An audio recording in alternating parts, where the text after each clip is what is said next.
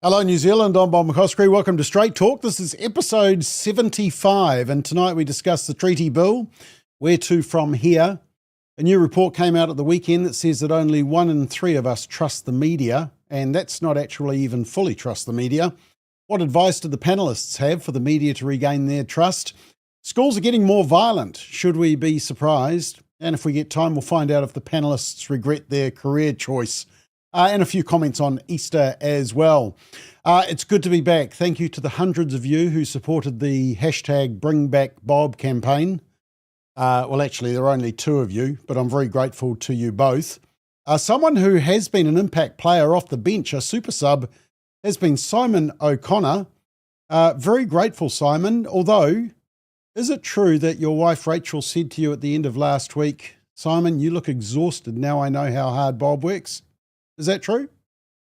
Look, I can neither confirm nor deny, but I will say that I was one of the key proponents of the Bring Back Bob campaign so that I could actually, take a break and just chill out. Be on the other side of the screen. Okay, well, anyway, it is nice to be back. Let's introduce the rest of the panel. And firstly, from Taupo, Christine Rankin. How are you, Christine? Very well, thank you, Bob. Okay, Happy to be here. Good. And deep in the south is Brendan Malone, just in that massive city, just by that little village of Christchurch. Yeah, Rangiora. Rangiora. Can I say too, Christine, I love the accoutrement you have in the background. I always love the background that you've got going on. It's great. Love it. Thank you very much. Thank you. We actually bring it in every Monday that she's on. It's like a staged house. Yeah. Yeah. It is. And in South Auckland, holding up the south side, is Susie Miller. How are you, Susie?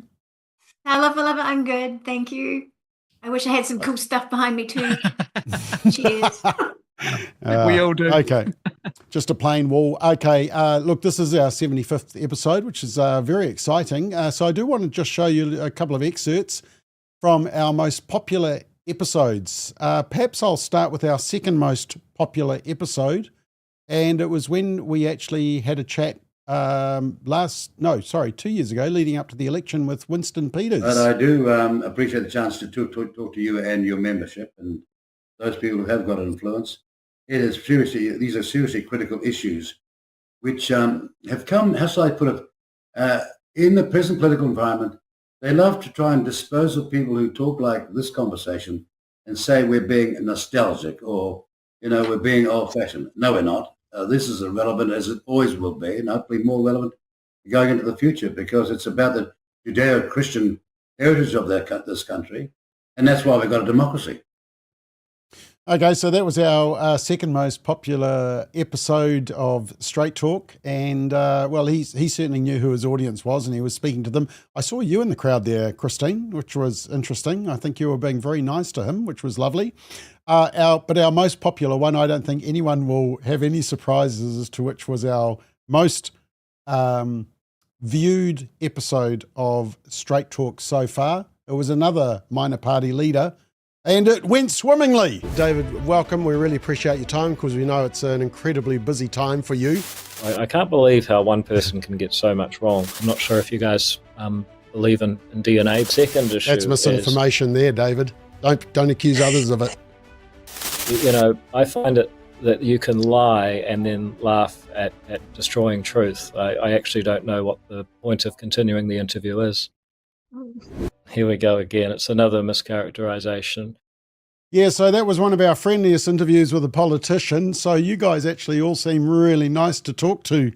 Anyway, none of you were on the panel that particular night, so well done. So those are the top 2, 75th. So break open the bubbly. Now, just before we get into our topics video of the week, I just had to show you this. It was during the second reading of the treaty debate, which we're going to talk about, Treaty Principles Bill, and Willie Jackson was talking, and I just want you to watch the MP next to Willie Jackson. It's Deborah Russell, I think, Labor MP. And after we've watched this, I'll ask Simon if he's ever been caught out. So have a watch. This race-baiting political stunt has been a right-wing obscenity masquerading as equality. Okay, that's embarrassing, isn't it? Watch that yawn. Stunt has been a right-wing obscenity masquerading as...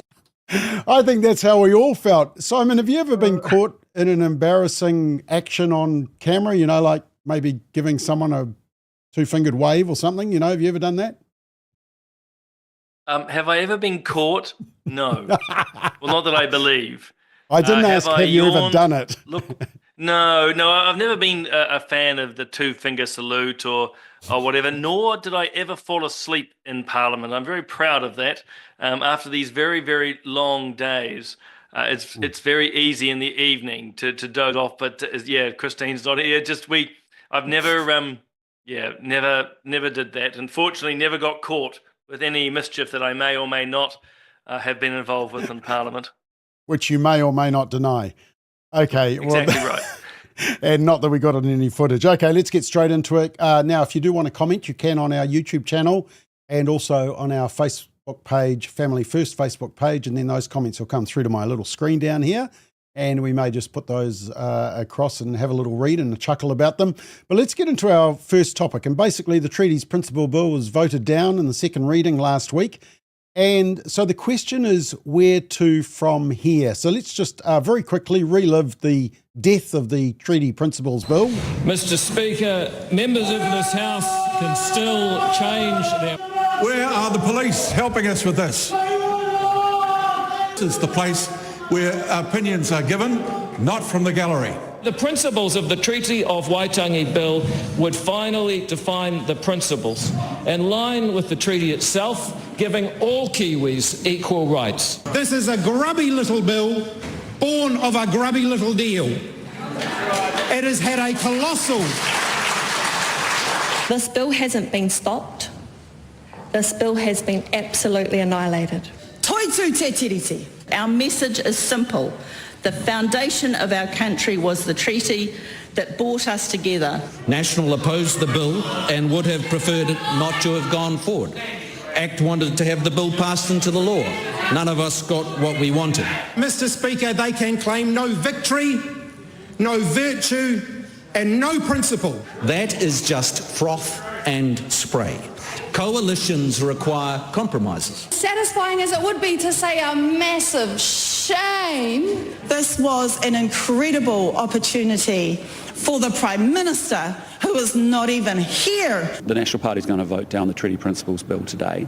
Our position has been incredibly clear about the position that we're taking as a party.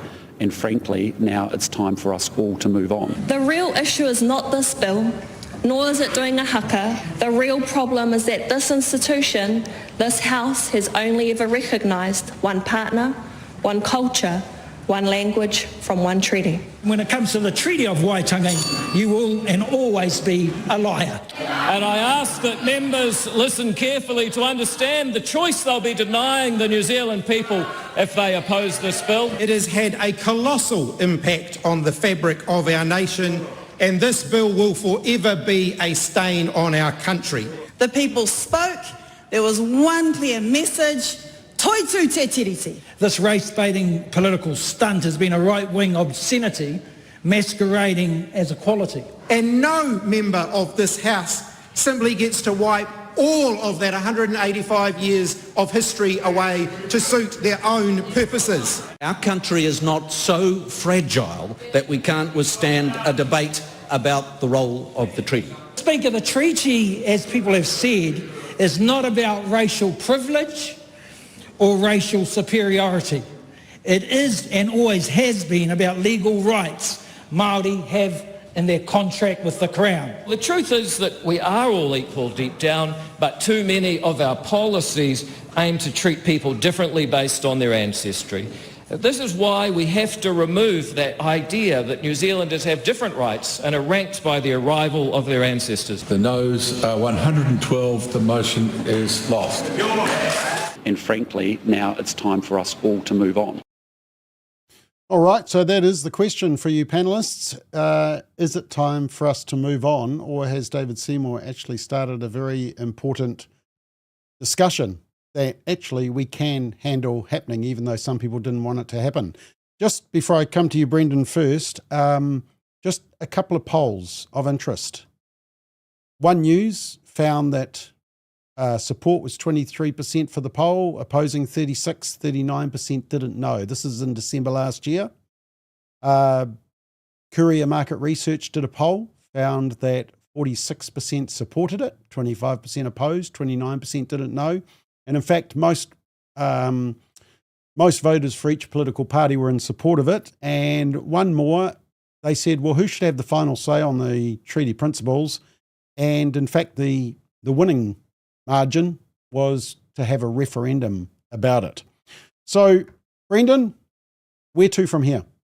Well, I think what will probably happen is that Winston Peters will now come up the middle with his bill, and he will absolutely probably take the glory with his position that he's adopted, which actually he now looks like a moderate because of David Seymour. And I think David Seymour knows that, because if you actually watched his full speech in Parliament the other day, what did he do? He made a point of attacking Winston Peters in the New Zealand First Bill, saying it wasn't good enough.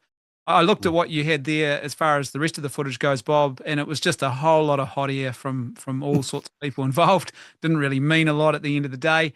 And I think ultimately it is pretty sort of apparent to me that David Seymour wasn't really the right person to carry this bill. He's got a lot of other baggage that unfortunately I don't think really gave this bill the mana that it I think, or the conversation, if you like, that it deserves. But the conversation will still be had at the end of the day. That's the reality of it. There is an issue here, and it isn't going to go away. And it's really only a matter of time before someone who actually has a little bit more mainstream appeal takes up the cause. And we've seen that with other issues overseas. I don't expect it'll be any different over here.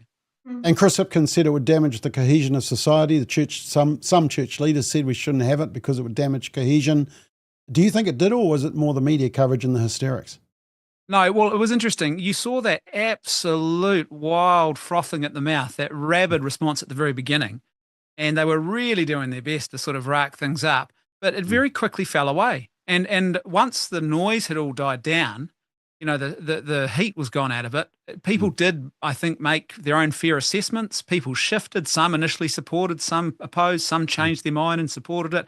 Others had concerns, a bob each way. And I think that was just proof of the fact that, in actual fact, we are capable of understanding ourselves as a people, and also, I think, expressing our views to each other about what we think the shape of our people should actually be as a people, a whole people.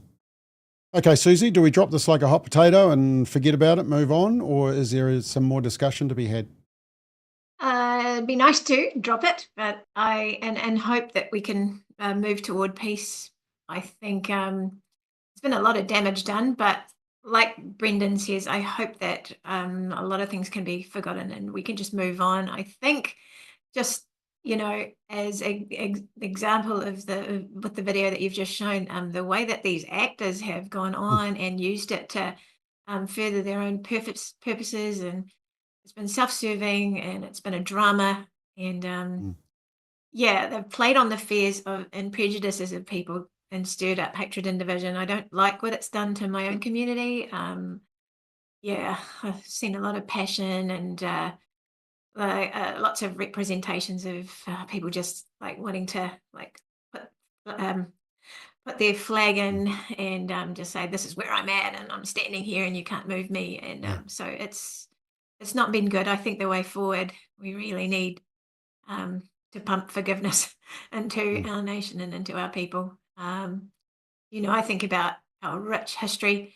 There've been stories of forgiveness throughout our long history that have steered us from war to peace. And, you know, you think of the story of Torori's father who chose forgiveness over utu and revenge, even after his daughter was killed.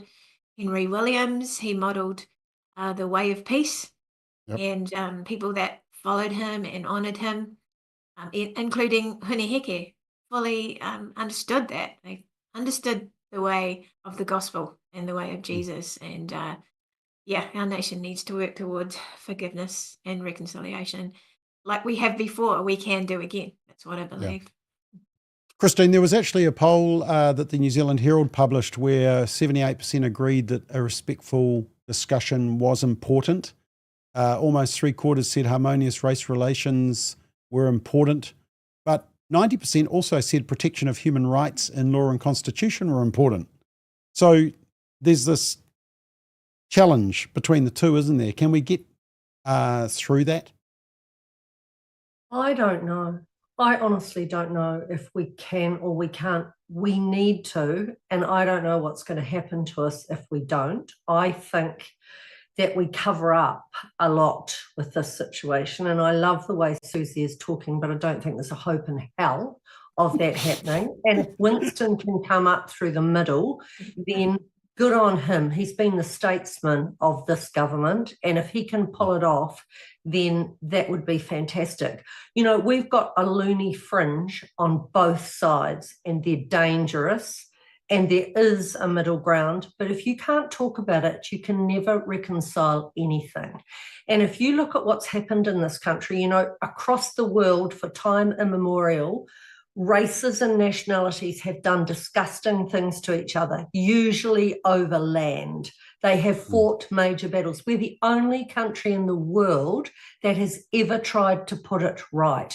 And it's still nowhere near right, because the attitudes on both sides, I think, are pretty sad. So, no, I don't know what's going to happen. I think we've got a massive problem. We pretend it's not so bad and we're getting there and we're doing such good things. No, we're not. The hate in the community is massive on both sides.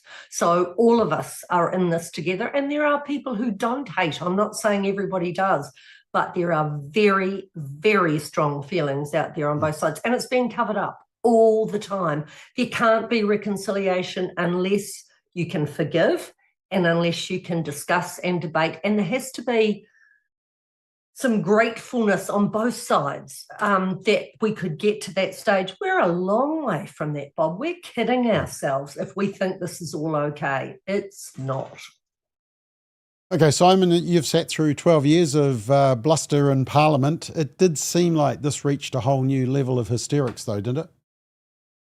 I wouldn't quite say it's a whole new level, but I think the hysterics, there's a funny correlation between the more serious the discussion is, the more emotional and hysterical the Parliament gets. And I think I'm echoing what my panelist colleagues are saying, that actually this is a serious discussion. In fact, it's something which is discussed frequently around the kitchen table, the dinner table, at the pub. But we don't seem to be able to have a civilized conversation at the highest levels. I mean, we're talking something quite profound here, and we struggle to engage with it constructively. We had 2005 Ariwa's speech, was it by Don Brash? You had Bill English with his treatyism approach, Helen Clark with the seabed and foreshore, and now this. We just seem to lose our perspective on things. And that's unfortunate, because, again, the more serious things are, you would hope we'd have a more rational discussion, but we don't. And we're also Kiwis, Bob, and we hate conflict, so we just shy away from it. So depending on people's perspective, this ain't going away. This is going to come back in one form or another. We have radicals on both sides, those who believe that there's just this radical equality and that we don't respect any points of difference or history. And then we have the likes of the Green and the Maori Party, who do believe that they are privileged because of their identity and have a whole lot of extra rights. This is not sustainable in a modern liberal democracy. And there's going to be massive tensions. And, you know, if there's one worrying element for me personally, which has come out of this debate, is the attack now on our liberal democracy, that a parliamentary democracy, that democracy itself is just an invention that's been imposed on this country. And that's a problem. And again, I worry that we don't have the maturity, and that's the word I want to stress tonight. We don't have the maturity as a country to actually have these conversations. And if we continue down this trajectory, it's not particularly positive. Well, I know we're going to talk about the media shortly, but there was one clip that I just want to play you. Brendan, I'm interested to hear what you think of this. So this is News Talk ZB with the news when the second reading didn't go through. I just want you to listen to it because I want to ask you a comment about this. ACT's widely unpopular Treaty Principles Bill set to be buried as it returns to Parliament for its second reading. The public stance is clear, with 90% of submissions against it. National and New Zealand First have said they'll join opposition parties. Okay, I saw you laugh, Brendan. You know what I'm going to ask you, eh? The public view is clear, 90% oppose the bill. Yeah, They're making stuff up, aren't they? Abortion and euthanasia is all I'll say, among other things. And you want to talk about psychological priming too. When you describe something as a wildly unpopular bill, you are priming the audience about how they should think about it. That is not journalism, whatever you want to call it. That ain't journalism. And you're right. The select committees in the past on other contentious issues, and can I suggest they probably were a more accurate reflection too, because I consistently talk with New Zealanders about the actual current abortion law we have. And so many of them who had no idea are absolutely shocked when they discover the true content of what that law represents. So I think in that case, it was definitely a fair representation, but they just ignored that. So, yeah, it is what it is, I suppose. Okay, now just speaking of the media, interesting that the Hobson's Pledge, so that's Don Brash's group, they tried to place an advertisement. Let me just show you, what is it? Is it this one? There it is. So on the left is an advertisement that they wanted to put in the Herald on Friday. And basically they're saying the Prime Minister wasn't listening and, you know, he should have voted according to what the people were saying rather than just saying right from the start he wasn't going to support it past first reading. Now, this ad didn't get accepted because they said part of the reason was because the image was AI'd. And I've just put in this other one. We actually put this ad in back in 2010. After the anti-smacking referendum, where John Key said, well, if I see good parents being criminalised, I'll change the law. Of course, there was evidence of that, but he didn't want to see it. So that was kind of a bit of photoshopping there. The point I'm making is that on the right-hand side is a advertisement that the New Zealand Herald did place, but they didn't place the one on the left. So the goalposts have shifted. Christine, does that concern you that basically the Herald is now making decisions about what advertisement you can see in front of you? Yes, of course it does. And it's gone on for a long while now, as you and your organisation are only too well aware of, Bob. You're often a target for exactly this. It's really dangerous, and it's just another worrying thing about what's happening in our society at the moment. They have the ultimate power. They have the power of the pen, don't they? And they can do anything they like. And I don't know how you're going to change that either. I mean, Simon, I guess the point I'm making from both the News Talk ZB coverage and also the fact that the Herald are vetting or blocking certain narratives is that this treaty principles bill, I felt, was getting a lot of heat and a lot of division was being caused by the media who were going on about how much division the bill is causing, but I thought it was the media causing the division. Do you agree? Well, yes. I mean, we've talked about this before. I've raised it on Solid Ground and elsewhere. I mean, long and short, the media take a position on various topics. Doesn't matter if it's cannabis, euthanasia, or the treaty bill, and then they promote the arguments which suit them. So something as simple as around submissions, as we all know, often groups will flood a select committee. It's not unusual to end up with a very strong support one way or another. But in this case, they've been quite disingenuous because actually literally tens of thousands of submissions were pulled together and just counted as one. And again, there's a disingenuousness in media to report the numbers as that. They're deliberately misrepresenting what's happening. But to be clear, with the Treaty Principles Bill, it was still an overwhelming number of people who said no. Yeah. But the numbers they're presenting are wrong. They don't accord with the opinion polling.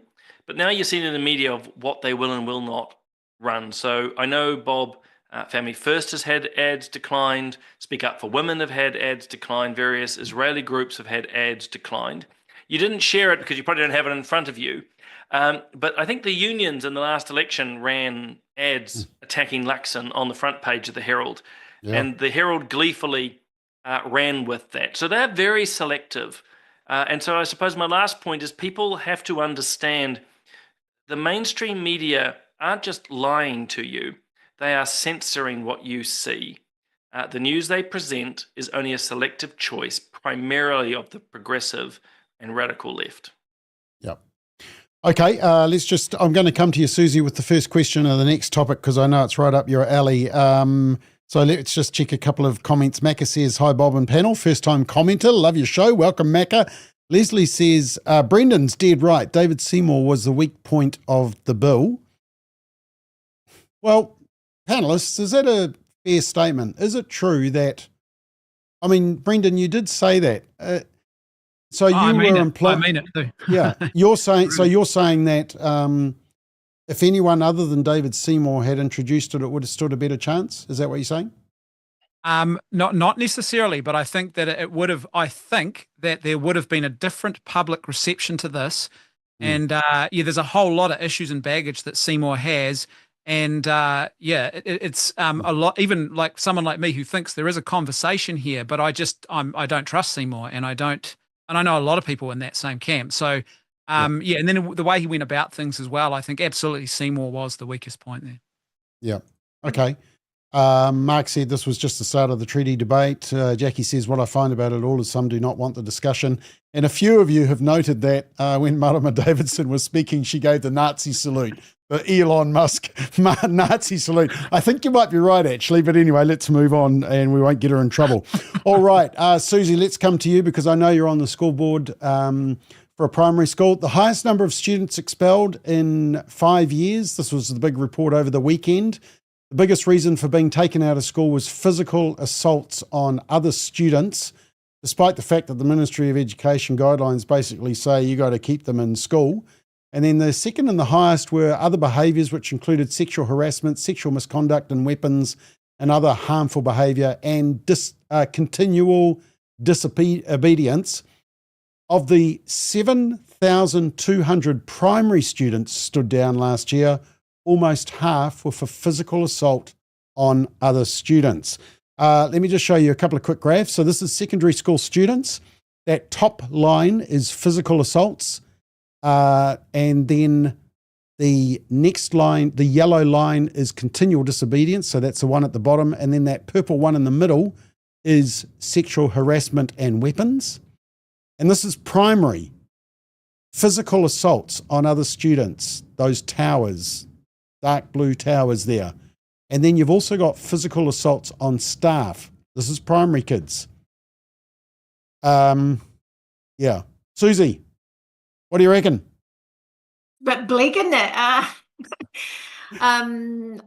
I haven't had any disciplinary meetings in my primary school for the last 7 years. So having not expelled anyone of late, but knowing that across the country there are issues and there are problems, I sort of thought it was more prevalent in high schools. And I think that it is the natural consequence of a lot of factors, anti-smacking laws, children having that whole my rights mentality. There's too much screen time, violent culture. I get that. I think sort of another big thing, and like I alluded to in the discussion around the treaty principles, I have just noticed the politics of division taking effect in our young people. And I dislike that a great deal. But if you're educating kids to feel warranted about being angry because of past wrongs, it doesn't typically help them be resilient. And it's going to spill over into frustration, anger, and outbursts like we're seeing. Another big reason is fatherlessness. In families, talking to my husband who's in a high school, and he says in many disciplinary meetings that he's part of 15 to 20% of the time, dads will be there, but most of the time they're not. The mums are always there. So again, there's not good enough role models for our kids. What kind of other behaviors do they see to resolve their anger, to resolve their conflicts, what's being modeled for them? And it's just a bit of an endless cycle, and I don't like to talk without hope. There is hope always, but there is more violence in schools. I think it's always been a place where stuff happens because of hormones and all that sort of thing, and I think there are good teachers out there trying to do their level best. But yeah, there's a lot that needs to be done. I always speak from the point of view of me as a parent, and school boards need to really do all that we can. It was interesting, Christine, the media in this report said that the figures partly reflected the impacts of COVID-19 as well as extreme weather events like Cyclone Gabriel and the Auckland anniversary weekend floods. Yeah, that's why apparently there's more violence in the classroom. Christine, just before we come to you, so we've been monitoring this since the early 2000s. Let me just show you a couple of graphs because I'm going to tell you why I think it's happening. So this is the first graph. This is stand downs in just purely primary schools. And you can see big growth. This is physical assaults on other students, just primary schools. That red bar there is 2007 when the anti-smacking law was passed. Here's stand downs for primary schools, including intermediate schools. So similar trend. And then here is stand downs for physical assaults on staff in all schools, primary and secondary. Once again, similar trend. Now, I just show that for two reasons. One, to show that to blame weather patterns and COVID-19 on this behaviour is barking mad. But the other thing is, are we seeing the natural consequence of children's rights and the removal of parental discipline, Christine? Yes, I think that's played a big part. I think Susie covered the reasons really well, but I just want to reiterate, and Bob, you and Garth McVicker fought alongside me in terms of abuse in New Zealand. We're one of the most violent countries in the world for family abuse. It's massive. We're at the top of the world. We're at the top of the stats for murdering our babies, for beating them, for sexually abusing them. That's what kids see at home a lot of the time. It isn't just in one or two families. We don't talk about it anymore. We're not allowed to. No one ever mentions it. You know, you run the stats, Bob. You know it's got worse and worse. Nothing's made it better. And certainly the smacking bill made that worse. But we've got a major problem as a society in this little wonderful country that people look in on and think it's so perfect. We have so many social issues underneath the blanket that now no one talks about in case it implicates a group that might be sacrosanct now. So I despair. It was my passion to fight it. I've not had any effect, and neither of you, and you have fought long and hard for many years. Nothing changes this. It gets worse and worse and worse, and this is part of it.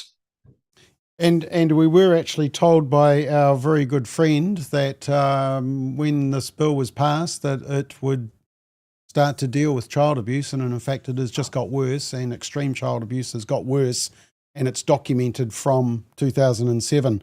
Simon, what are we missing here? Is it because of the screen time, the violent culture? Is it undermining parents, children's rights? What is it? Can I just say for a start, actually, that with you hosting this, there's far more graphs, polls, and statistics than that other muppet who hosted for 2 weeks had put up. But look, it's all in everything. I mean, I've often said to my left-wing friends, you know, how's this great progressive experiment working? And if you look at these stats, it clearly is not. And without sounding a little bit self-indulgent, I sat down a couple of weeks ago on one of our podcasts, Bob, with Melinda Tankard-Reist from Australia of something called Collective Shout. And long and short, her contention was they're seeing a huge increase in Australia of violence and sexual violence against teachers, including primary. And a big part of it is just these young people's access to social media. They are seeing, hearing, and observing things which all of us would probably make us blush now, let alone at the age that they are. You've also had sort of the normalization of, if you say, these children's rights first, the inability of teachers, importantly, and parents to step in, and that smacking is part of it. I really want to underline fatherlessness, huge consequences there. And then I might just wrap it up, because Christine touched on something, and I hope I'm not going to overstress this, but I think New Zealand, for me, celebrates violence far too much. It doesn't matter if it's activities on the rugby field through to haka and other things. We celebrate violence in ways that I don't think we're always conscious of. And it's just part of what's in New Zealand. I mean, we seem to delight, and media certainly do, Bob, of, oh, there was a punch-up on the field today of whatever particular game, or, hey, here's this, is it Universal Fighters? We delight in it. And that's pervasive in the culture, and our young people pick up on it. Yeah. So ultimately, and maybe to wrap it up on this, nothing to do with climate change. That's just BS. COVID, no, that's not, just none of this stuff. That's just left-wing or woke distraction. It's all things that we've touched on already. But I will just repeat again, in my view, New Zealand celebrates violence too much. We normalize it in our conversations, in our sport, in our culture and activities. Okay, Gordon, the producer, panicked because I suddenly disappeared from screen because I went and grabbed one of our research documents, and I just wanted to read out of this because the reason that it doesn't surprise me what we're seeing in terms of what's happening in the classroom is exactly what happened in Sweden. Why do I quote Sweden? Because Sweden was the first country to outlaw smacking in the world, 1979. And the research has shown that in the 30 years after they banned it, there were 22 times as many cases of physical child abuse, and there was 24 times as many assaults by minors against minors. So in other words, 30 years on, they saw the fruit. We're coming up to, it was 2007, so we're coming up to 20 years.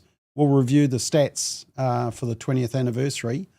But Brendan, it seems like, have we reaped what we sowed? I think there's actually a perfect storm of things, and some have already talked about aspects of it. I think even the aspect of screens in schools was a failure, and it's only a matter of time before someone admits that that was a problem, and we need to actually look at reversing a lot of that. But I think there's three major things in this storm that stick out to me. One is we have primed an entire generation for anxiety. We've given them no eternal perspective and no sense of the sacred, which gives people hope, and we've just told them that the world is dying and it's all their fault. What do you think is going to happen? An anxious person is a person who's hard to manage. Then, of course, you've got the fact that they try and solve the problems with managerial techniques. If we just add more bureaucracy, like I'm watching in schools now, sort of incredulously, they won't even use the word punishment. They talk about consequences instead.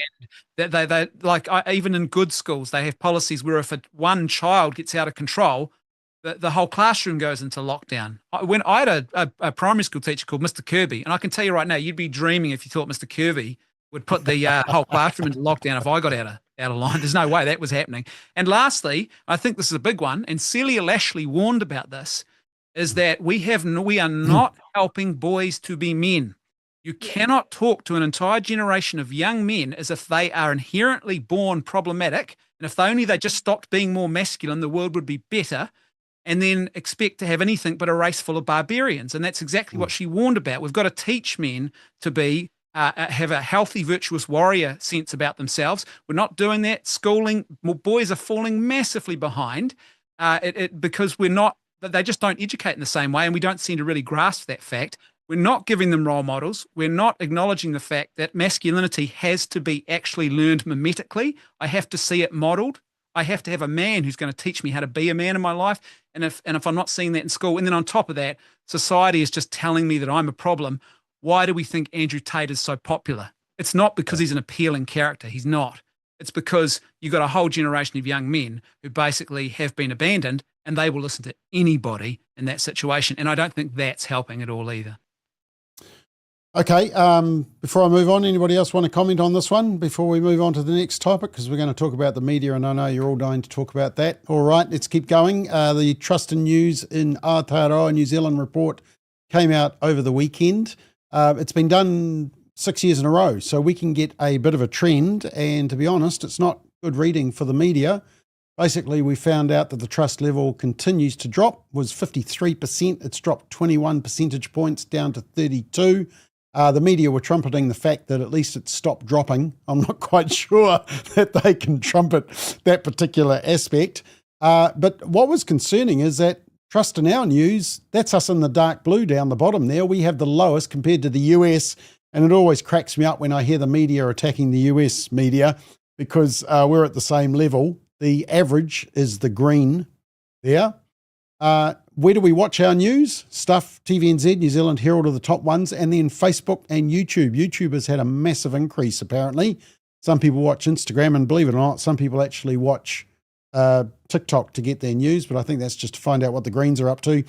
And then one other graph. Oh, this was the trust levels in some of the individual TV and radio stations. Interesting how low News Talk ZB and the New Zealand Herald are in that graph. But the media were trumpeting the fact that the trust has slightly increased in the last 12 months. That's that out the right-hand side there. But I've circled the trust over the last 5 years, and it's all in the negative, generally double digits. So it's not great reading. And so my question to the panelists is, if you're in front of the media, what would you tell them to get their trust back? Christine? I knew you'd start with me. What I would say to them is probably not very nice, and you wouldn't want me to say it on here. I've got the beep button ready. Go. No, look, I despair. I absolutely despair, and I think over the last, gosh, I've been very negative tonight. I've got to cut this out. Over the last 20 years, it just seems to have got worse and worse, although there are some standouts. You know, I look at someone who we've lost, like Katie Bradford. Her mother and I were arch enemies, if you want to describe it in some real way. And that woman was so authentic. You never would know. She was brought up in a very left-wing household. She reported on politics all the time. I would challenge anyone to know where she came from politically, because I always found her so balanced. So there are some standouts, but by and large, they're just there to destroy whoever they don't agree with. And, you know, I've really personally lived with the repercussions of that. It happened to me over 20 years ago. It's still a part of my life every day. People still believe all the stuff that was written about me and said about me by them and the government. And it's totally destroying for just one person. I've never given in and I've never given up. But I'm just one person that's happened to. They're just... once again, Bob, I must be getting too old for this. I just don't know how to fix it except to ignore it. And that's what I do these days. I can't bear to watch TV1 News. I can occasionally watch TV3, but not for long. They used to be the places I went to. They used to be the places I went to. I can't do it anymore. It's soul-destroying and sad. Well, I have a confession. In the mornings when I do my little bit of news research, I would actually monitor breakfast on 1 and what was it, the AM show on 3. Haven't watched them for a couple of years now. I can't stand it. It's bad for my blood pressure.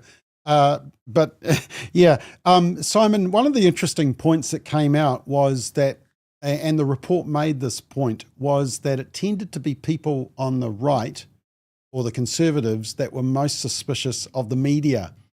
And I don't know if anybody saw Q&A. I forced myself to watch it just in preparation for tonight. And Jack Tame actually asked one of the researchers, why is it that people on the right tend to be more untrusting and suspicious of the media? And she couldn't answer it. The researcher couldn't answer it. I would have just shown them this graph, which is where they've actually asked New Zealand journalists where they sit on the political side. Are they left-wing or right-wing?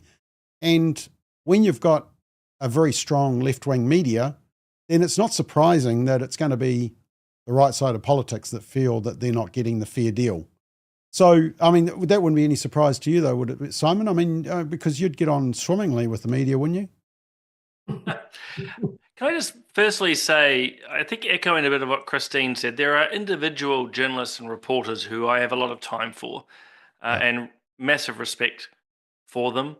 I might also go on, name one. Name one. Come on.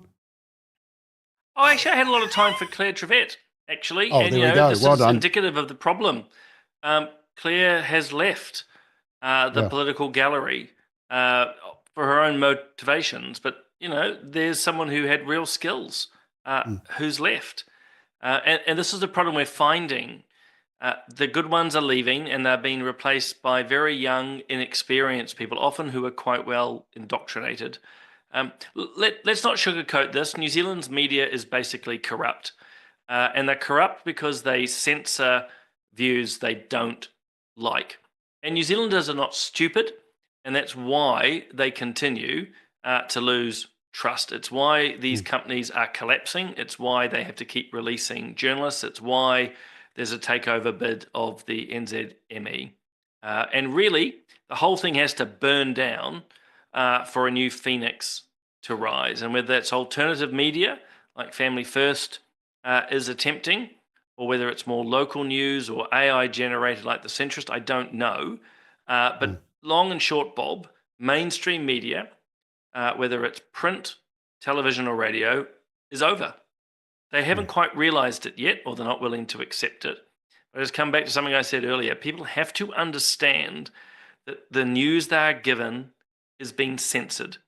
They are not being given the full picture. And you and I know it ourselves. And I'll try to wrap up here. We just don't get the chance to have our opinion pieces published because we create them all the time. We don't get interviewed. And I want to be really clear, it's not about personal, but actually they're just not willing to provide the viewpoint. But again, New Zealanders are not stupid. They know what they're being fed. There's a whole lot of alternative channels. Now they're just switching off. And finally, the media is spinning this, that it's not so bad. It is bad. It's declined again. The decline wasn't as bad as it was last year, but fewer people trust the media in New Zealand. And what absolutely astounds me is that supposedly Radio New Zealand is one of the more trusted brands in New Zealand, the most read radio, as we would call it in Parliament. And it's just shocking. But anyway, I'll stop there. You have two other wonderful panelists who should be talking. So you had Claire Trevette, you said Katie Bradford, Christine. I would add Simon Collins, who used to be at the New Zealand Herald. I mean, I felt he was writing from a left-wing side, but he would always ring up, always ask for comment, always included that comment in the article. Even if it was a small amount, at least there was some balance in the article, but we seem to have lost that. Susie, you've got a pastoral heart. You've got something nice to say about the media and how lovely they are. If we're naming names, I don't know. Barry Soper has rarely offended me. I like him. Yep. But yeah, in general, our media have a real arrogant air about them that I think has just got up the nose of the general public. I think New Zealand needs to be less lazy and just research more. And the information's out there if you want to find it. I grew up watching the news with my family over dinner, just 6 o'clock. It was just this thing that we all did. And but I, as a pastor, advise none of you to do that ever again. Like, it's just not good for your well-being, for your mental health. It's a terrible exercise. So there's no news without indoctrination. There's no news with any hope. And it just seems like leftist journalists and like the others, I'm not going to just generalize and say that they're all like this, but the ones that report the most strongly left, they're in a bubble. They're in an echo chamber that, I don't know, maybe they're just not secure enough to have a stance of their own and to sort of put that. But to fix it, just give us the news. We don't want your opinion. I think, and I was researching this, according to Grok, 60 to 70% of news in our mainstream channels is all negative. It's just the favorite doomsday topics of crime and economics and climate change. The world's going to blow up soon, and this is just hopeless. So a lot of, like you said, New Zealanders are going to Facebook, and I think we're up 58% of New Zealanders turn to Facebook for news, and that's up 5% from last year. So I think one of the main highlights for people is to go into the comment section of articles and go, oh, yeah, well, what are other people saying? Like who's going to verify this, or who's going to just slam it, and I think people are waking up and doing something, and I encourage more of that, as much of that as possible. But yeah, and of course now they're blocking those comments on Facebook. Yeah, that's despicable. I hate it when they do that because they're just cowards. But when they leave it open, I mean, it just allows open thought, and that's what we need more of. So Can I just yeah, throw one thing in there really, really quickly? Mm. Particularly with the likes of the Herald, it's only people who pay who are allowed to do those comments. Oh, So the Herald is not just blocking comment, they're blocking comment from people who are prepared to pay yeah. Oh, for access. So no wonder the financial model is falling apart, amongst other things. Sorry to jump in there, Susie, but it's just, it's astounding. yeah. Okay. I did have a comment that I just put up, Gordon, if you can, because it did make me laugh. And it was from Wilson, who said, I only watch One News for the weather forecast, and even then they let me down. Lol. Anyway, that did make me laugh.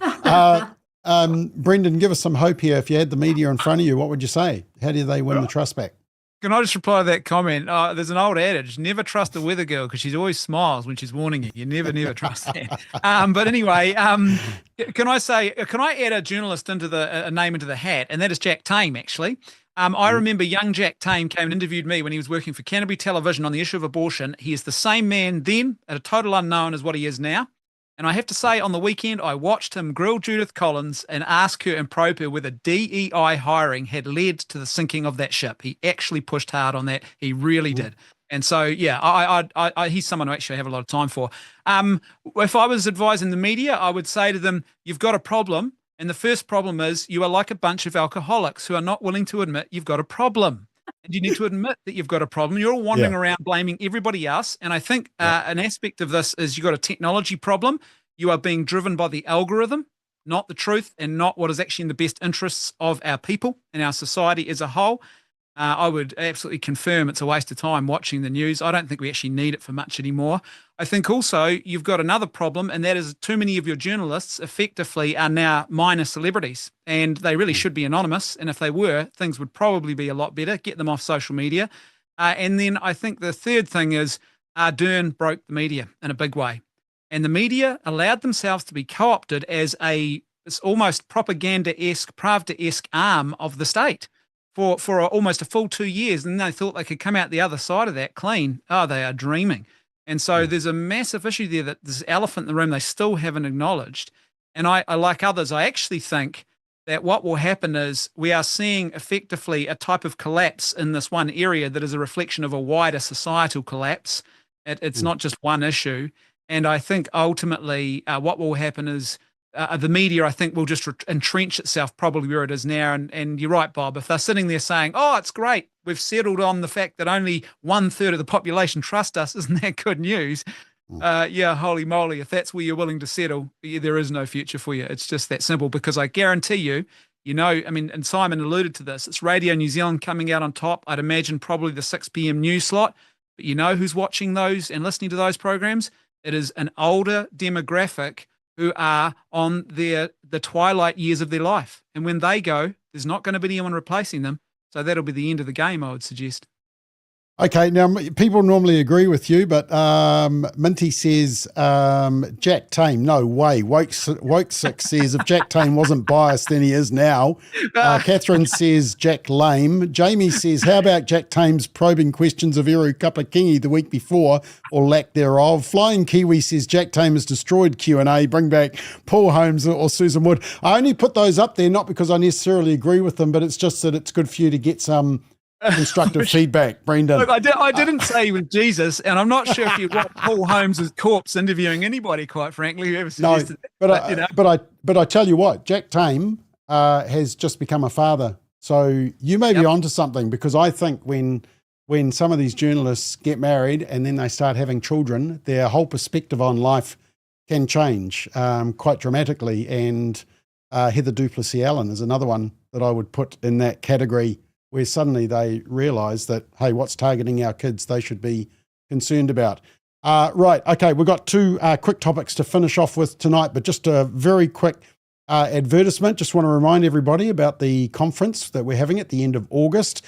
We've got some amazing speakers, and I do just want to show you one of our speakers who is back in court today in Australia for the 9th time. Hi, I'm Kiralee Smith from binary.org.au, and I'm really looking forward to seeing you at Forum on the Family in 2025.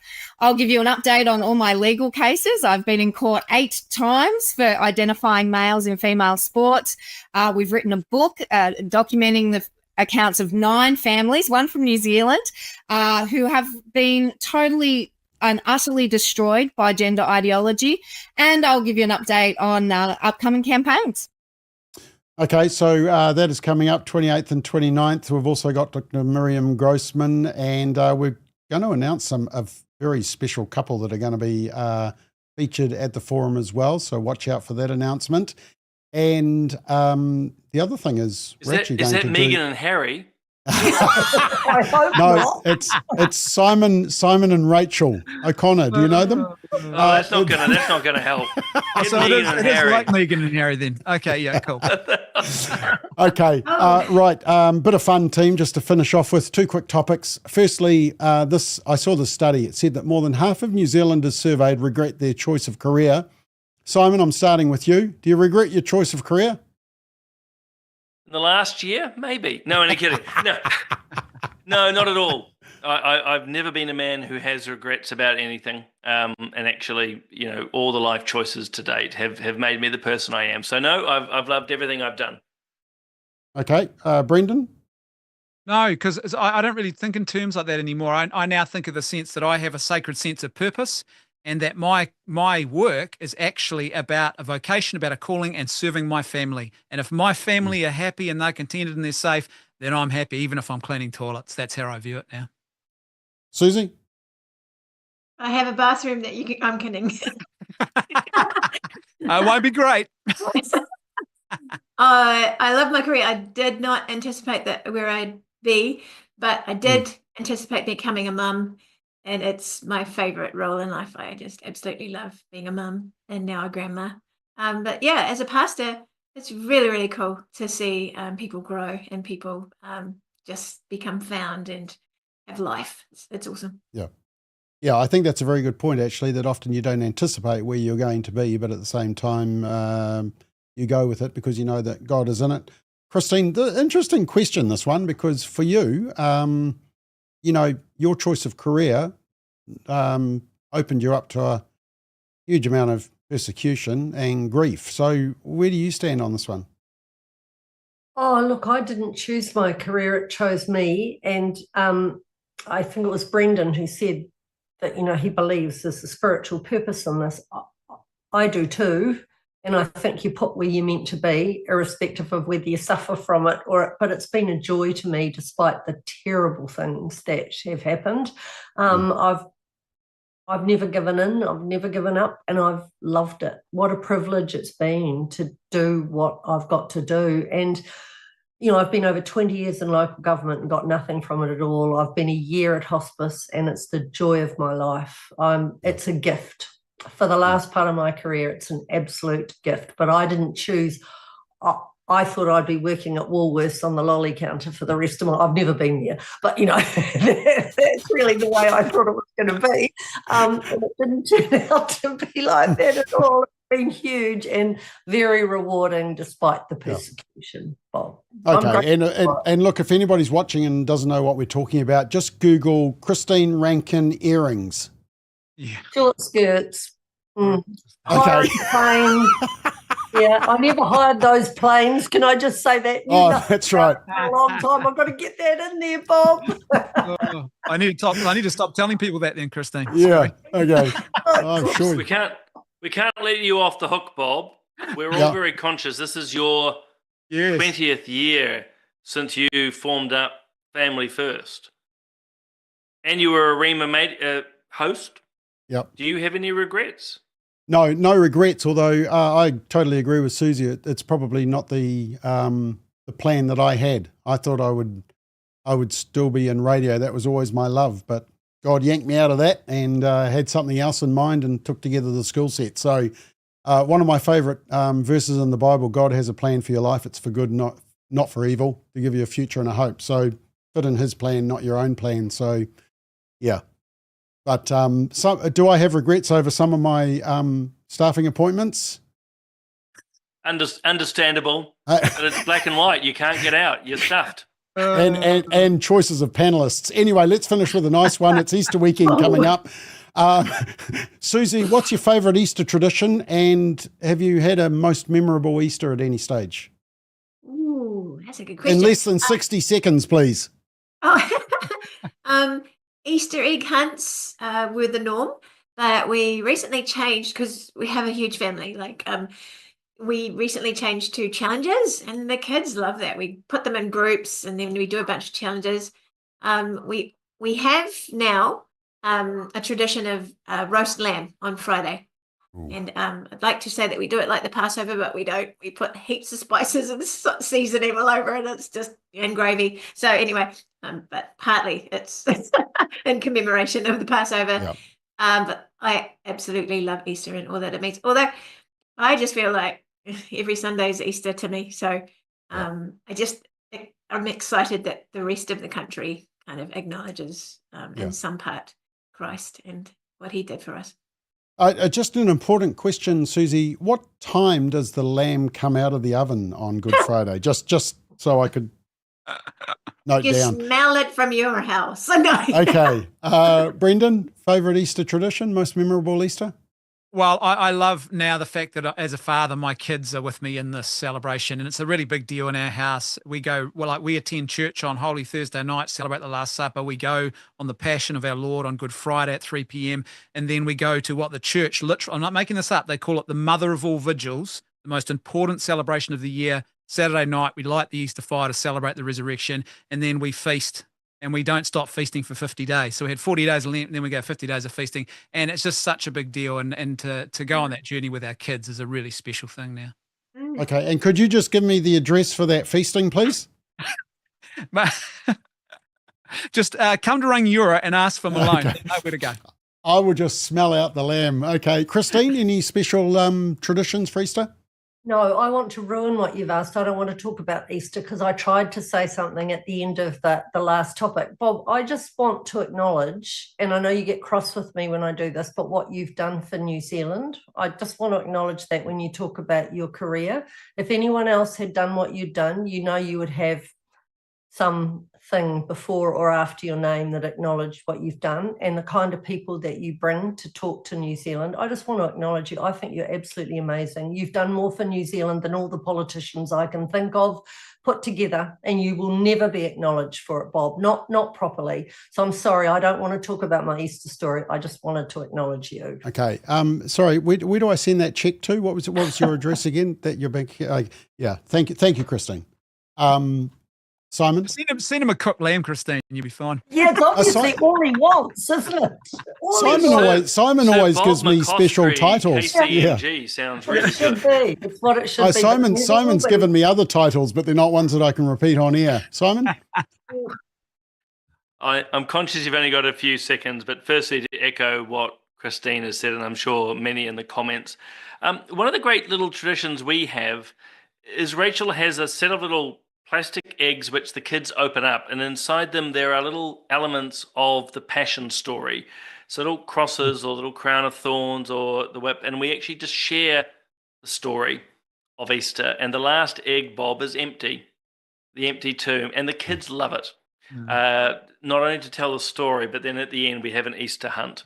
But for me personally, I'm actually going to be spending Easter, or most of it, in Israel, actually. It's an amazing experience. I'm about to fly out. Okay, rub it in. Yeah, I will rub. Yeah, this is live, isn't it? Take that. No, so I'm off to Israel for wider purposes, but to actually be there for most of of Easter is quite profound. But I have to say, because I'm a Catholic, I can't eat that lamb on Friday, so take it to Bob. Well said, Simon. But Bob will enjoy it. He can take my portion, including the red wine, which I could drink. We'll be fasting with Jesus, Simon, you and I. That's right. Yeah, that's right. Okay, well, interesting. This comment just came through, and it's actually from Susie's husband. She says, okay, someone give Bob a roast lamb. So there we are. I'll post the address for everybody so you can do it. Okay, last thing, very quickly, team, marshmallow filled or hollow Easter eggs. Brendan, what's your choice? Oh, marshmallow, but only the right kind, not the cheapies. Well, what do you mean? Is that colour or is that filling? Oh, well, you remember they used to, well, the stagflation, what do they call it? Shrinkflation. They used to get a full egg, you only get half of a Cadbury egg. It's a disgrace. Okay. I tell you, that should be the leading issue tonight, mate. You're the biggest egg I know. Right, Susie, marshmallow filled or hollow? Hollow, please. And a big one, big rabbit. Like. Okay, the massive ones, as big as your head. Oh. Okay, sorry, I wasn't implying you had a big head. Christine, okay, can you answer this question? Marshmallow filled or hollow? I will. Yes, marshmallow, but nothing lasts. My husband eats everything before I ever get to it. So no matter what it is. I will check on him with that to see if you were telling the truth. Simon? It's got to be hollow. Wrong question. Wrong question. It's a Cadbury cream egg. Sugar, sugar, and more sugar. Oh, that gives me a headache. Okay, right. We're going to get in trouble with the health authorities, so we better stop this program now. All right, thank you, team. You did a fantastic job. It's nice to be back, and thank you, everyone, for watching. Next Monday, we won't be here because we'll be celebrating Easter weekend with everybody else, so have a great long weekend. We'll see you in 2 weeks. Until then, good night.